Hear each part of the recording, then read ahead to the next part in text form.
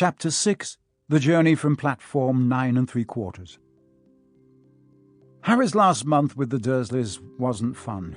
True, Dudley was now so scared of Harry he wouldn't stay in the same room, while Aunt Petunia and Uncle Vernon didn't shut Harry in his cupboard, force him to do anything, or shout at him. In fact, they didn't speak to him at all.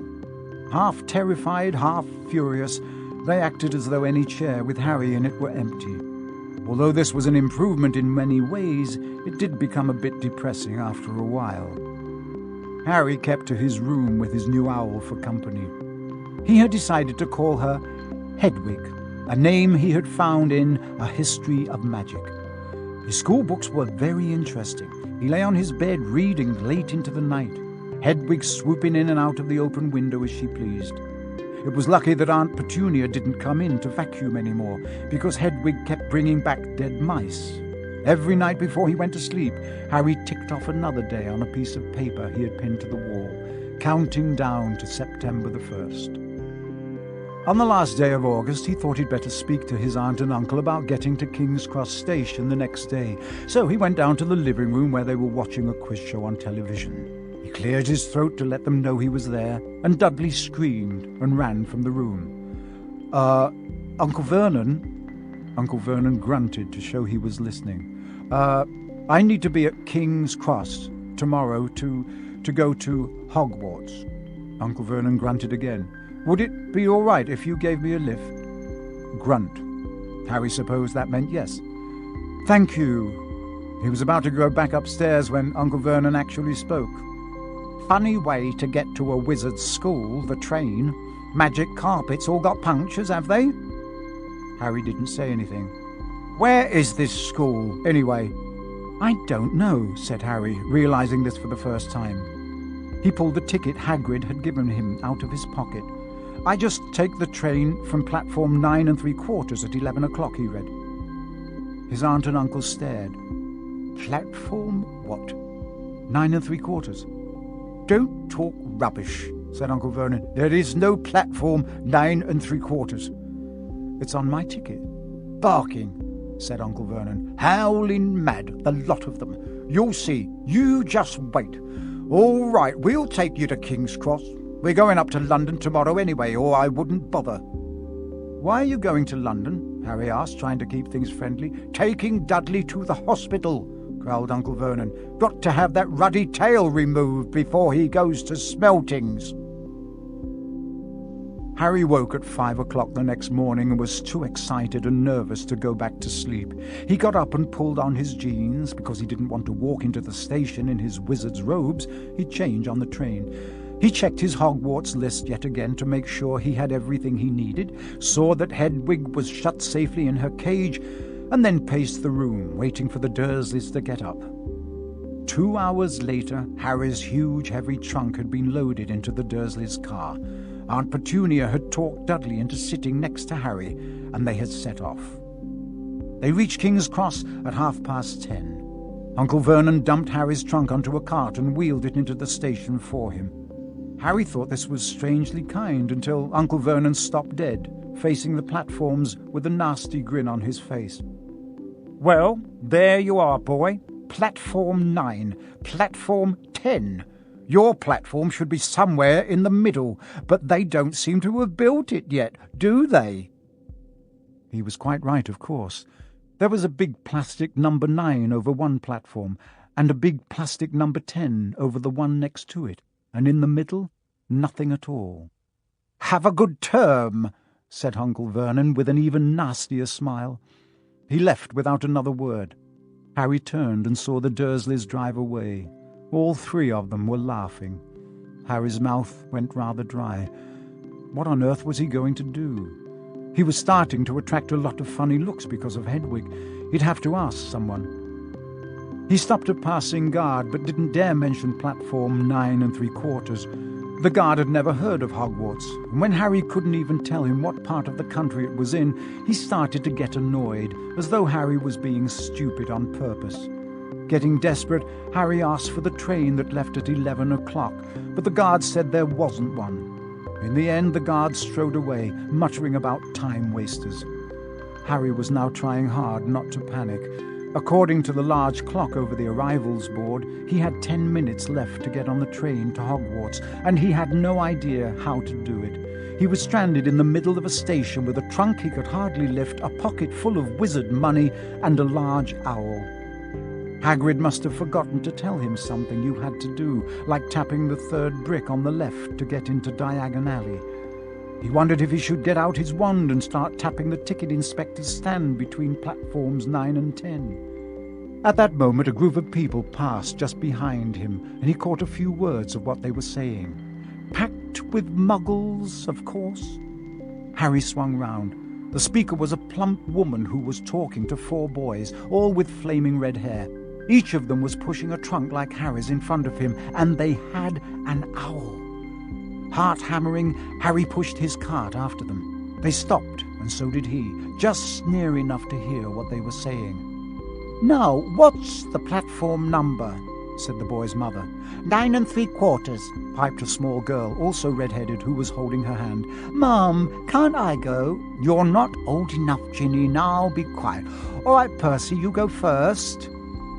What looked like the oldest boy marched towards platform 9 and 10. Harry watched, careful not to blink in case he missed it. But just as the boy reached the dividing barrier between the 2 platforms, a large crowd of tourists came swarming in front of him, and by the time the last backpack had cleared away, the boy had vanished. "Fred, you next," the plump woman said. "I'm not Fred, I'm George," said the boy. "Honestly, woman, you call yourself our mother. Can't you tell I'm George?" "Sorry, George, dear. Only joking. I am Fred," said the boy, and off he went. His twin called after him to hurry up, and he must have done so, because a second later he had gone.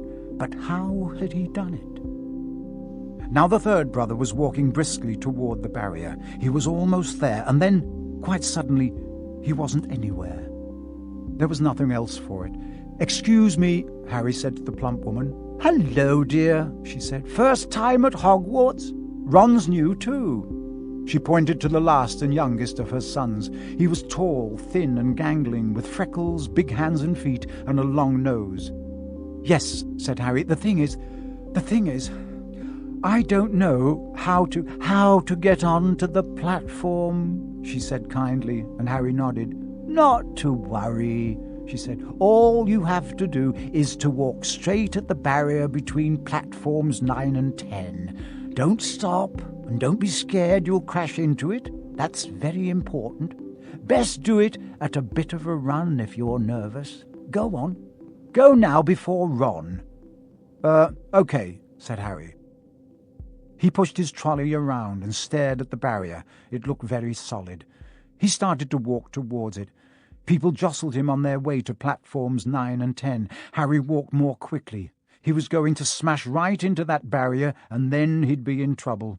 Leaning forward on his cart, he broke into a heavy run. The barrier was coming nearer and nearer. He wouldn't be able to stop. The cart was out of control. He was a foot away. He closed his eyes, ready for the crash. It didn't come. He kept on running. He opened his eyes. A scarlet steam engine was waiting next to a platform packed with people. A sign overhead said, "Hogwarts Express, 11 o'clock." Harry looked behind him and saw a wrought iron archway where the barrier had been, with the words "Platform 9 3/4" on it. He had done it. Smoke from the engine drifted over the heads of the chattering crowd, while cats of every colour wound here and there between their legs. Owls hooted to one another in a disgruntled sort of way over the babble and the scraping of heavy trunks. The first few carriages were already packed with students, some hanging out of the window to talk to their families, some fighting over seats. Harry pushed his cart off down the platform in search of an empty seat. He passed a round-faced boy who was saying, "Gran, I've lost my toad again." "Oh, Neville," he heard the old woman sigh. A boy with dreadlocks was surrounded by a small crowd. "Give us a look, Lee. Go on." The boy lifted the lid of a box in his arms, and the people around him shrieked and yelled as something inside poked out a long, hairy leg. Harry pressed on through the crowd until he found an empty compartment near the end of the train. He put Hedwig inside first and then started to shove and heave his trunk toward the train door. He tried to lift it up the steps, but could hardly raise one end, and twice he dropped it painfully on his foot. "Want a hand?" It was one of the red-haired twins he'd followed through the barrier. "Yes, please," Harry panted. "Oi, Fred, come here and help." With the twins' help, Harry's trunk was at last tucked away in a corner of the compartment. "Thanks," said Harry, pushing his sweaty hair out of his eyes. "What's that?" said one of the twins suddenly, pointing at Harry's lightning scar. "Blimey," said the other twin. "Are you—" "He is," said the first twin. "Aren't you?" he added to Harry. "What?" said Harry. "Harry Potter," chorused the twins. "Oh, him," said Harry. Yes, I am." The two boys gawked at him, and Harry felt himself turning red. Then, to his relief, a voice came floating in through the train's open door. "Fred, George, are you there?" "Coming, Mum." With the last look at Harry, the twins hopped off the train. Harry sat down next to the window where, half hidden, he could watch the red-haired family on the platform and hear what they were saying. Their mother had just taken out her handkerchief. "Ron, you've got something on your nose." The youngest boy tried to jerk out of the way, but she grabbed him and began rubbing the end of his nose. "Mom, get off!" He wriggled free. "Ah, has Ickle Ronnie got something on his nosey?" said one of the twins. "Shut up," said Ron. "Where's Percy?" said their mother. "He's coming now." The oldest boy came striding into sight. He had already changed into his billowing black Hogwarts robes, and Harry noticed a shiny silver badge on his chest with the letter P on it. "Can't stay long, Mother," he said. "I'm up front. The prefects have got 2 compartments to themselves." "Oh, are you a prefect, Percy?" said one of the twins with an air of great surprise. "You should have said something. We had no idea." "Hang on, I think I remember him saying something about it," said the other twin. "Once or twice, a minute, all summer." "Oh, shut up," said Percy the prefect. "How come Percy gets new robes anyway?" said one of the twins. "Because he's a prefect," said their mother fondly. "All right, dear. Well, have a good term. Send me an owl when you get there." She kissed Percy on the cheek, and he left.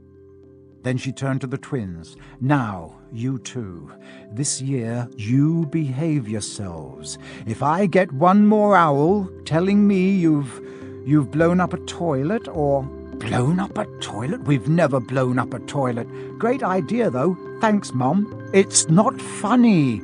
And look after Ron."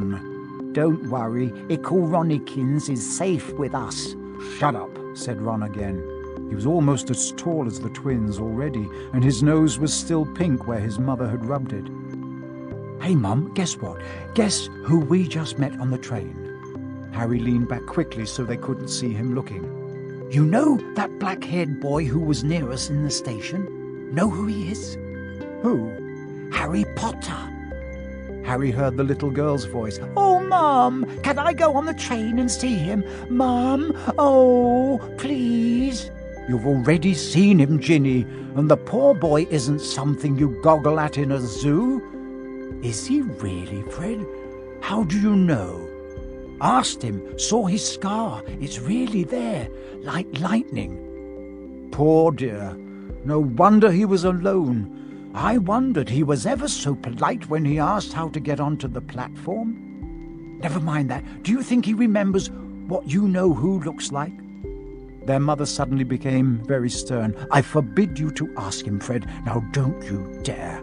As though he needs reminding of that on his first day at school." "All right, keep your hair on." A whistle sounded. "Hurry up," their mother said, and the 3 boys clambered onto the train. They leaned out of the window for her to kiss them goodbye, and their younger sister began to cry. "Don't, Ginny. We'll send you loads of owls. We'll send you a Hogwarts toilet seat." "George!" "Only joking, Mum." The train began to move. Harry saw the boy's mother waving, and their sister, half laughing, half crying, running to keep up with the train, until it gathered too much speed, and then she fell back and waved. Harry watched the girl and her mother disappear as the train rounded the corner. Houses flashed past the window. Harry felt a great leap of excitement. He didn't know what he was going to, but it had to be better than what he was leaving behind. The door of the compartment slid open, and the youngest red-headed boy came in. "Anyone sitting there?" he asked, pointing to the seat opposite Harry. "Everywhere else is full." Harry shook his head, and the boy sat down. He glanced at Harry and then looked quickly out of the window, pretending he hadn't looked. Harry saw he still had a black mark on his nose. "Hey, Ron!" The twins were back. "Listen, we're going down the middle of the train. Lee Jordan's got a giant tarantula down there." "Right," mumbled Ron. "Harry," said the other twin, "did we introduce ourselves? Fred and George Weasley, and this is Ron, our brother. See you later then." "Bye," said Harry and Ron. The twins slid the compartment door shut behind them. "Are you really Harry Potter?" Ron blurted out. Harry nodded. "Oh, well, I thought it might be one of Fred and George's jokes," said Ron.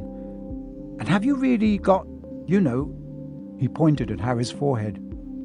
Harry pulled back his bangs to show the lightning scar. Ron stared. "So that's where you-know-who—" "Yes," said Harry, "but I can't remember it." "Nothing?" said Ron eagerly. "Well, I remember a lot of green light, but nothing else." "Wow," said Ron. He sat and stared at Harry for a few moments, and then, as though he had suddenly realized what he was doing, he quickly looked out of the window again. "Are all your family wizards?" asked Harry, who found Ron just as interesting as Ron found him. Yes, I think so," said Ron. "I think Mum's got a second cousin who's an accountant, but we never talk about him." "So you must know loads of magic already." The Weasleys were clearly one of those old wizarding families the pale boy in Diagon Alley had talked about. "I heard you went to live with Muggles," said Ron. "What are they like?" "Horrible." "Well, not all of them. My aunt and uncle and cousin are, though. Wish I'd had 3 wizard brothers." 5, said Ron. For some reason he was looking gloomy. "I'm the 6th in our family to go to Hogwarts. You could say I've got a lot to live up to. Bill and Charlie have already left. Bill was head boy and Charlie was captain of Quidditch. Now Percy's a prefect. Fred and George mess around a lot, but they still get really good marks, and everyone thinks they're really funny. Everyone expects me to do as well as the others, but if I do, it's no big deal, because they did it first. You never get anything new, either, with 5 brothers. I've got Bill's old robes, Charlie's old wand, and Percy's old rat." Ron reached inside his jacket and pulled out a fat grey rat, which was asleep. "His name's Scabbers, and he's useless. He hardly ever wakes up. Percy's got an owl from my dad for being made a prefect, but they couldn't afford... I got Scabbers instead." Ron's ears went pink. He seemed to think he'd said too much, because he went back to staring out of the window. Harry didn't think there was anything wrong with not being able to afford an owl. After all, he'd never had any money in his life until a month ago, and he told Ron so, all about having to wear Dudley's old clothes and never getting proper birthday presents. This seemed to cheer Ron up. "And until Hagrid told me, I didn't know anything about being a wizard, or about my parents, or Voldemort." Ron gasped. "What?" said Harry. "You said you-know-who's name," said Ron, sounding both shocked and impressed. "I'd have thought you, of all people." "I'm not trying to be brave or anything, saying the name," said Harry. "I just never knew you shouldn't. See what I mean? I've got loads to learn. I bet," he added, voicing for the first time something that had been worrying him a lot lately, "I bet I'm the worst in the class." "You won't be.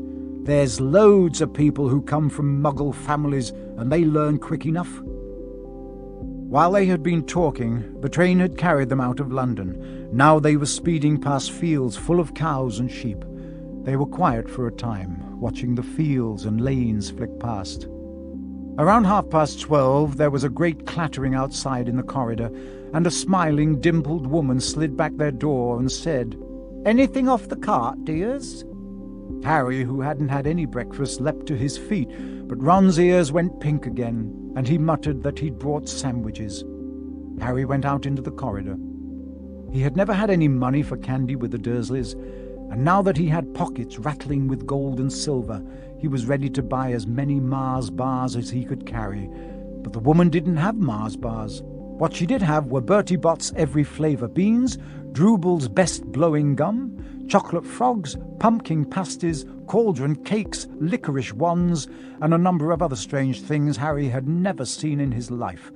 Not wanting to miss anything, he got some of everything and paid the woman 11 silver sickles and 7 bronze knuts. Ron stared as Harry brought it all back into the compartment and tipped it onto an empty seat. "Hungry, are you?"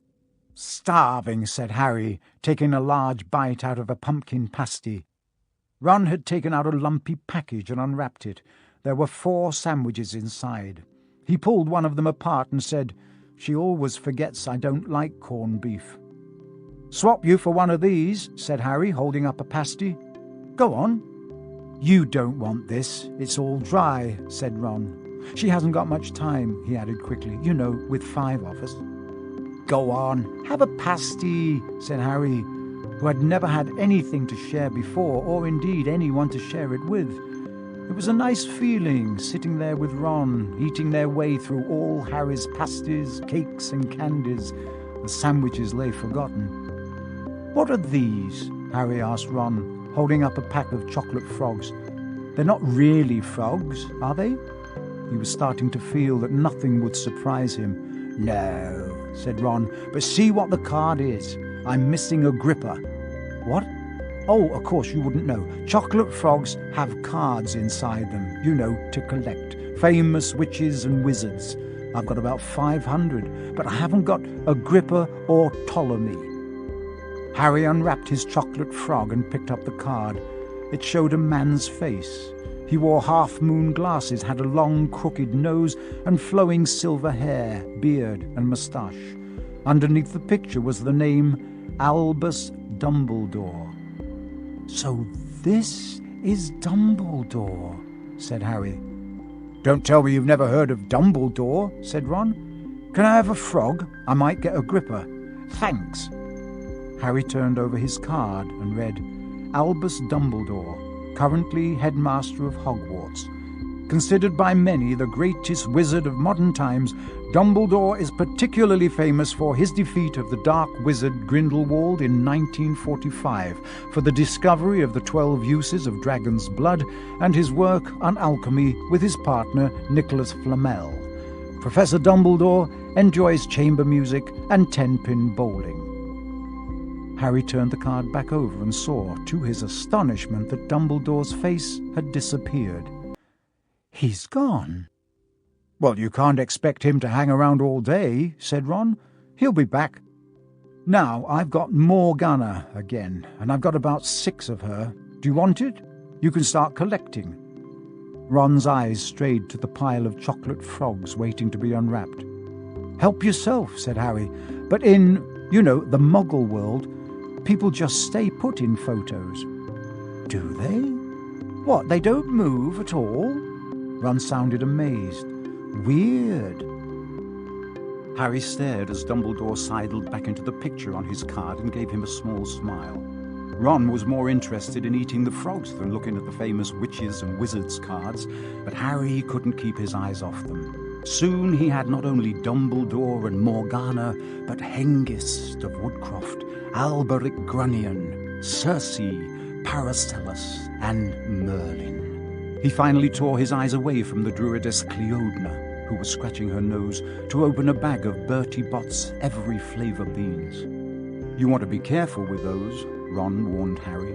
"When they say every flavour, they mean every flavour. You know, you get all the ordinary ones like chocolate and peppermint and marmalade, but then you can get spinach and liver and tripe. George reckons he had a booger-flavoured one once." Ron picked up a green bean, looked at it carefully, and bit into a corner. "Blah! See? Sprouts." They had a good time eating the every flavour beans. Harry got toast, coconut, baked beans, strawberry, curry, grass, coffee, sardine, and was even brave enough to nibble off the end of a funny grey one Ron wouldn't touch, which turned out to be pepper. The countryside now, flying past the window, was becoming wilder. The neat fields had gone. Now there were woods, twisting rivers, and dark green hills. There was a knock on the door of their compartment, and the round-faced boy Harry had passed on platform 9 3/4 came in. He looked tearful. "Sorry," he said, "but have you seen a toad at all?" When they shook their heads, he wailed, "I've lost him. He keeps getting away from me." "He'll turn up," said Harry. "Yes," said the boy miserably. "Well, if you see him—" He left. "Don't know why he's so bothered," said Ron. "If I'd bought a toad, I'd lose it as quick as I could. Mind you, I bought Scabbers, so I can't talk." The rat was still snoozing on Ron's lap. "He might have died and you wouldn't know the difference," said Ron in disgust. "I tried to turn him yellow yesterday to make him more interesting, but the spell didn't work. I'll show you, look." He rummaged around in his trunk and pulled out a very battered-looking wand. It was chipped in places and something white was glinting at the end. Unicorn hairs nearly poking out. Anyway, he had just raised his wand when the compartment door slid open again. The toadless boy was back, but this time he had a girl with him. She was already wearing her new Hogwarts robes. "Has anyone seen a toad? Neville's lost one," she said. She had a bossy sort of voice, lots of bushy brown hair, and rather large front teeth. "We've already told him we haven't seen it," said Ron. But the girl wasn't listening. She was looking at the wand in his hand. "Oh, are you doing magic? Let's see it then." She sat down. Ron looked taken aback. All right." He cleared his throat.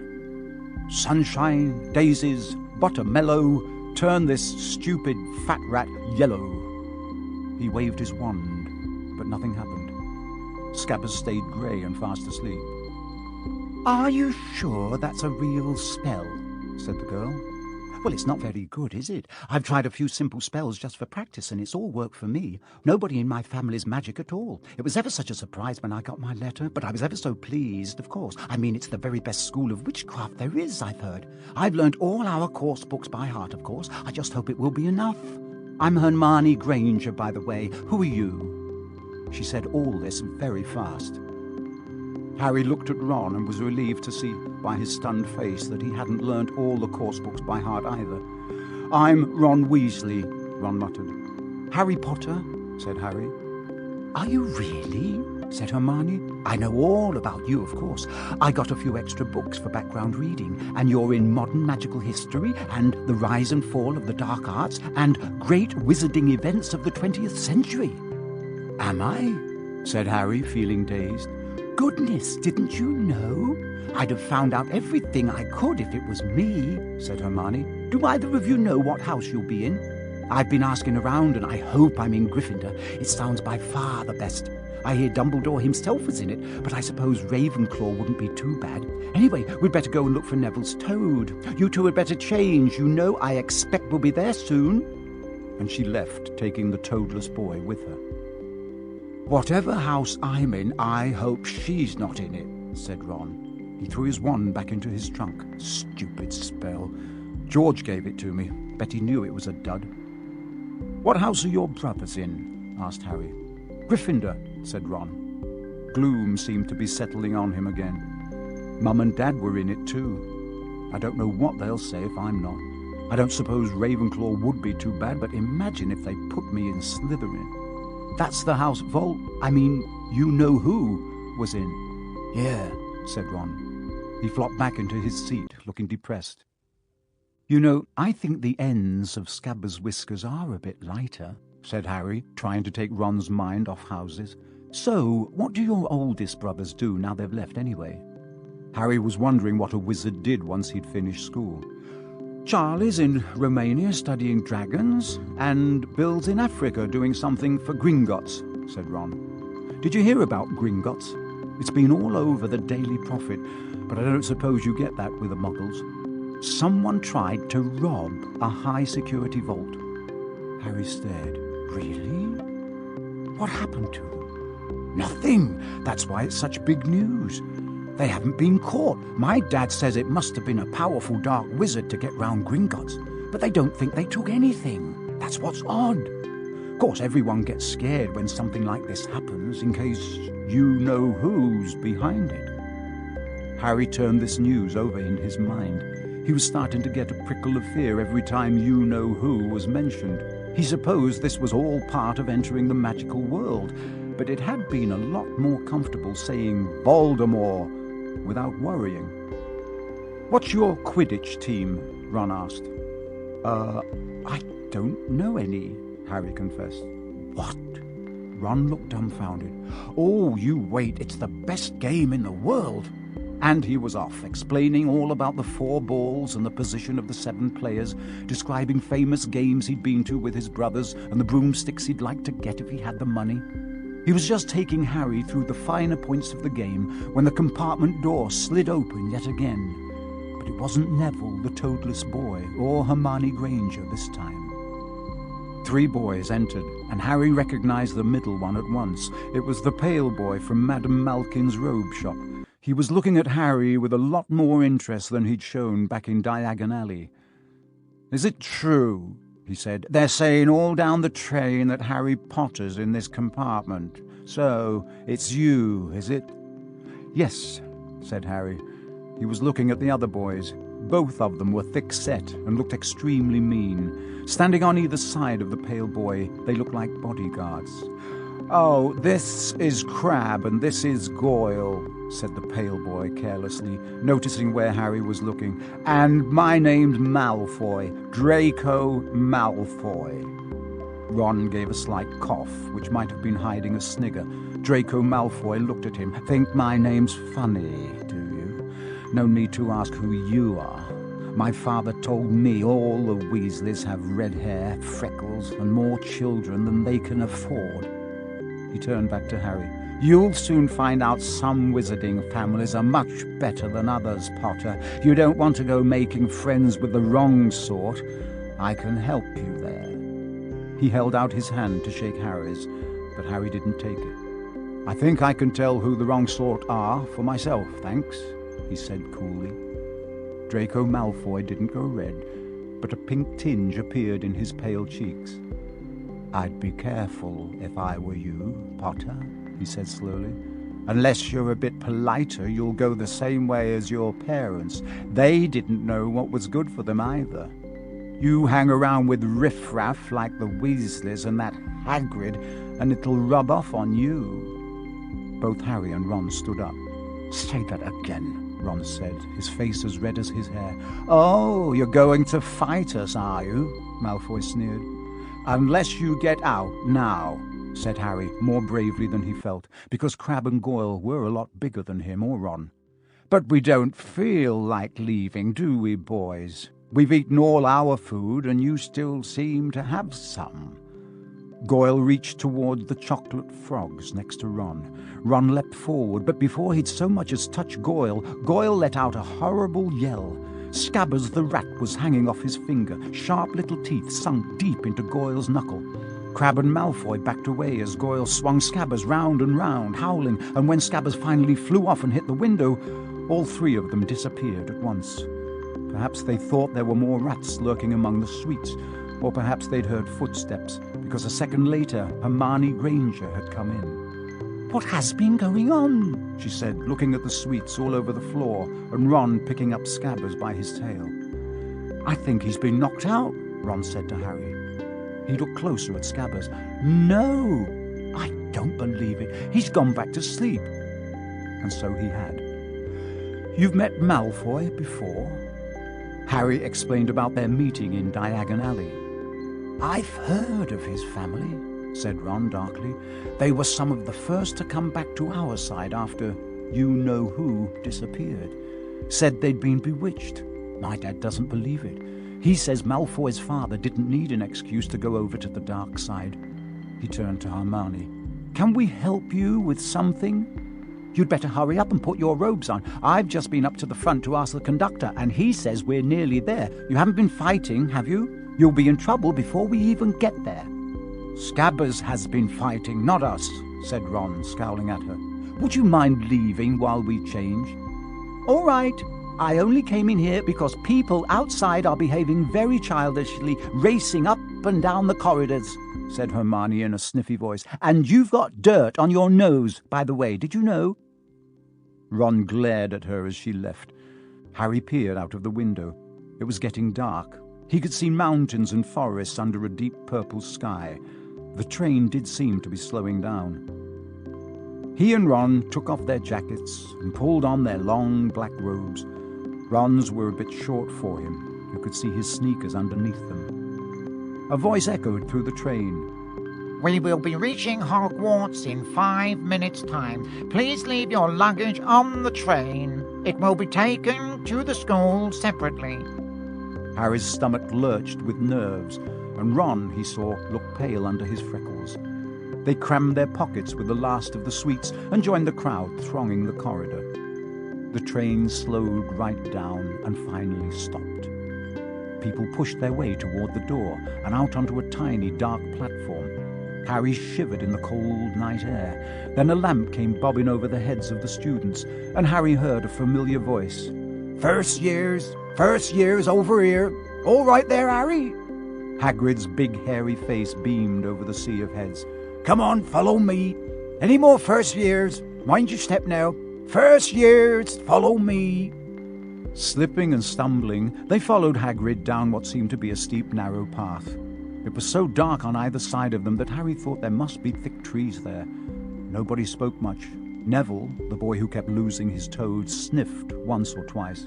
"You'll get your first sight of Hogwarts in a sec," Hagrid called over his shoulder. "Just round this bend here." There was the loud, "Oh!" The narrow path had opened suddenly onto the edge of a great black lake. Perched atop a high mountain on the other side, its windows sparkling in the starry sky, was a vast castle with many turrets and towers. "No more'n 4 to a boat," Hagrid called, pointing to a fleet of little boats sitting in the water by the shore. Harry and Ron were followed into their boat by Neville and Hermione.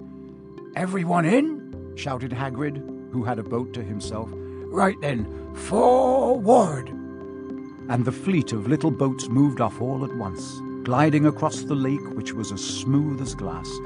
Everyone was silent, staring up at the great castle overhead.